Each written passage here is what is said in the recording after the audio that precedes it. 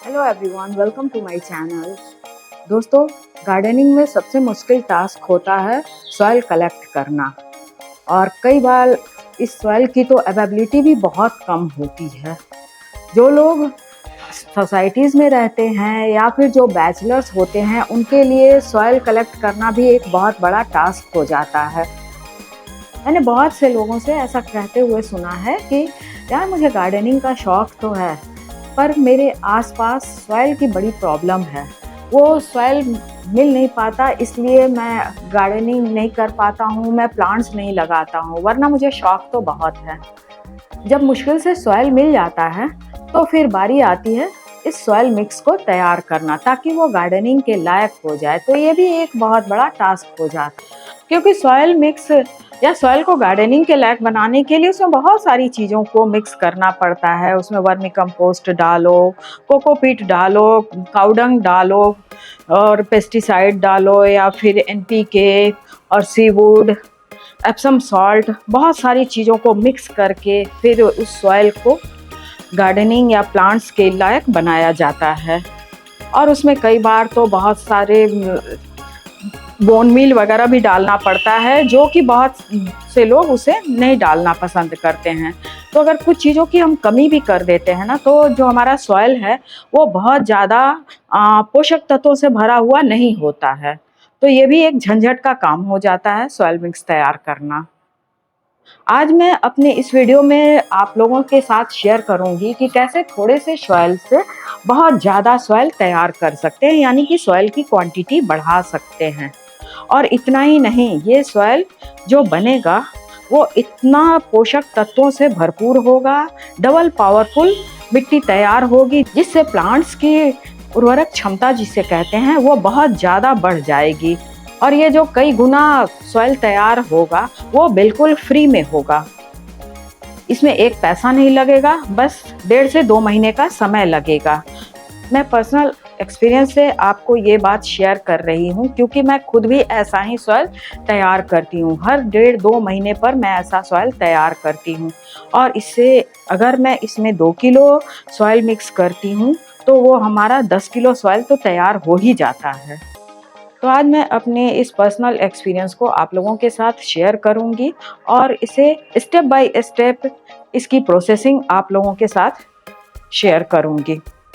जैसा कि मैं कह रही हूँ कि मैं खुद भी ऐसा ही सॉइल तैयार करती हूँ, तो आज से 1 से 1.5 महीने या 2 महीने पहले मैं इस तरह का, ये देखिए, ये सॉइल तैयार की थी। और इसकी भी वीडियो मैं आप लोगों के साथ शेयर की थी। अगर आपको ये देखना है कि ये मिट्टी जो है ये कैसे तैयार हुआ है, तो आप हमारा वीडियो देख सकते हैं। आप हमारे चैनल पर जाकर इसकी वीडियो देख सकते हैं। ये देखिए कितना बढ़िया ये तैयार हुआ है,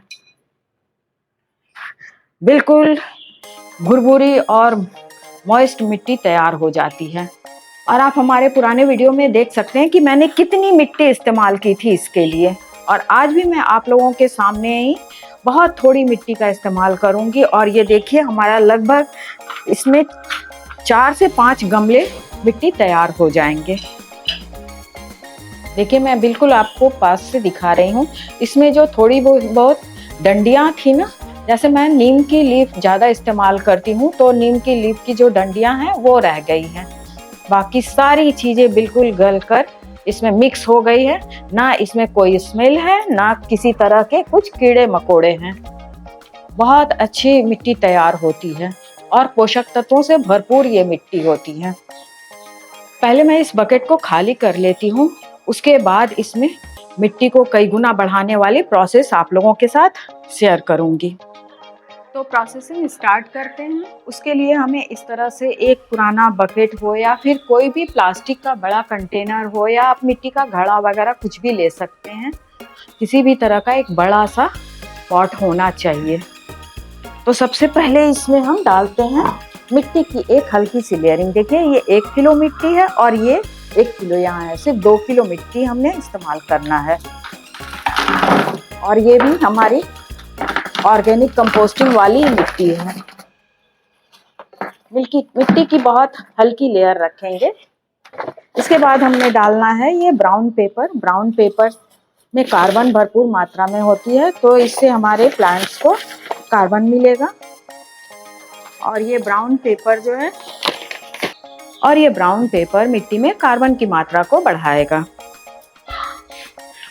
अब डाल देते हैं किचन वेस्ट मटेरियल्स, यानी कि हरी साग सब्जियों की डंडियाँ, पत्ते या फिर फल के छिलके वगैरह जो कुछ भी। और ये है हमारे पास, जैसा कि आप सब देख रहे हैं, ये प्याज के छिलके वगैरह भी हैं। ये अनार का छिलका है।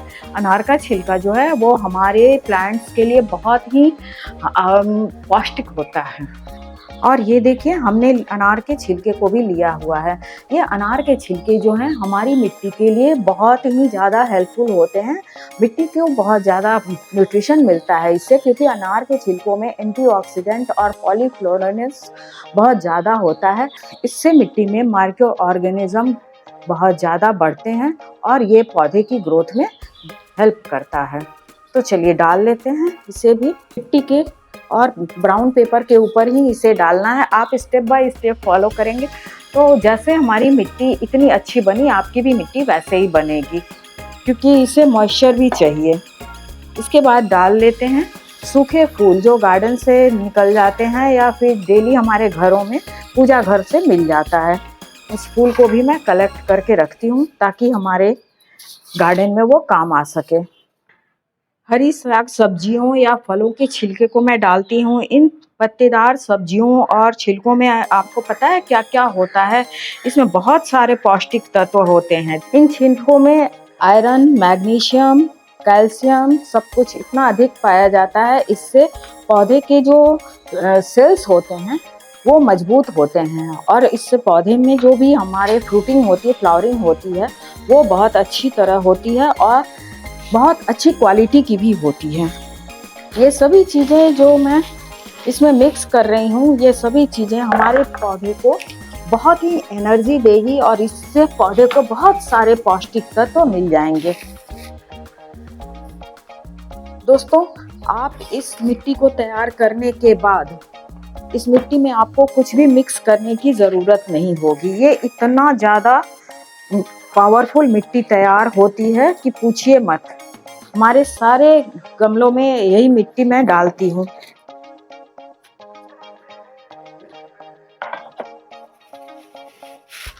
कुछ गार्डन की सूखी पत्तियां भी इसमें मिक्स कर देते हैं। ये सभी चीज़ें हमें अपने आसपास से ही मिल जाती है, आसपास क्या घर में ही मिल जाती है। इसलिए बिल्कुल फ्री में तैयार होने वाला ये ऑर्गेनिक कंपोस्ट भी होगा और साथ ही साथ बिल्कुल पावरफुल, डबल पावरफुल मिट्टी भी आपको मिलेगी। इस प्रोसेस से ऐसी मिट्टी तैयार करने के बाद उम्मीद करती हूँ कि आपकी ये शिकायत भी ख़त्म हो जाएगी कि हमारे आसपास मिट्टी की बहुत प्रॉब्लम होती है, इसकी अवेलेबिलिटी बहुत कम है, बहुत मुश्किल होता है मिट्टी मिलना, इसलिए मैं गार्डनिंग नहीं कर पाता हूँ। तो उम्मीद करती हूँ कि अब आपकी ये शिकायत ख़त्म हो जाएगी। अब आपको कुछ नहीं करना है। बहुत से लोग इसमें वाटरिंग थोड़ी सी कर देते हैं, आप ऐसी गलती बिल्कुल नहीं कीजिएगा फ्रेंड, क्योंकि वाटरिंग कर देने से ना ये गीली हो जाएगी, तो इसमें फिर ज़्यादा मॉइस्चर बन जाएगा और उससे इसमें स्मेल भी आ जाएगा और कीड़े भी आ जाएंगे। क्योंकि इसमें जितनी हरी सब्जियां या के छिलके वगैरह या किचन वेस्ट मटेरियल मैंने यूज़ किया है, उससे मॉइस्चर बन जाएगी। जब ये गलते चले जाएंगे ना, तो ये मिक्स होता चला जाएगा और इसे अपने आप मॉइस्चर मिलेगा। इसलिए आप इसमें पानी बिल्कुल ही मत डालिएगा। और अब इसे ढक देते हैं। फिर ये 1.5 से 2 महीने या ज़्यादा से ज़्यादा 2.5 महीने के बाद बहुत अच्छी कंपोस्ट तैयार हो जाएगी और मिट्टी की क्वांटिटी भी बहुत ज़्यादा बढ़ जाएगी। धीरे धीरे ये नीचे चलता चला जाएगा। आप इसको बीच बीच में मिक्स करने की गलती मत कीजिएगा, क्योंकि इसमें लेयरिंग ऐसी की गई है कि अपने आप ये नीचे चला जाएगा, नीचे धंसता चला जाएगा। तो आप इस प्रोसेस को एक बार ज़रूर आजमाइए। आपको बहुत आराम से मिट्टी मिलेगी और आप अपने गमले में भरिए और प्लांट्स लगाइए, गार्डनिंग कीजिए। आपको हमारी ये प्रोसेसिंग कैसी लगी कमेंट बॉक्स में बताइएगा। और अगर आपको हमारी वीडियो अच्छी लगती है तो आप हमारी वीडियो को लाइक कीजिए, शेयर कीजिए, कमेंट कीजिए। अगली बार फिर मिलते हैं कुछ इसी तरह की इंटरेस्टिंग और इंफॉर्मेटिव वीडियोस के साथ। तब तक के लिए बाय बाय दोस्तों, and keep gardening, be healthy. आपने हमारी वीडियो आखिर तक देखा है, इसके लिए बहुत बहुत धन्यवाद दोस्तों।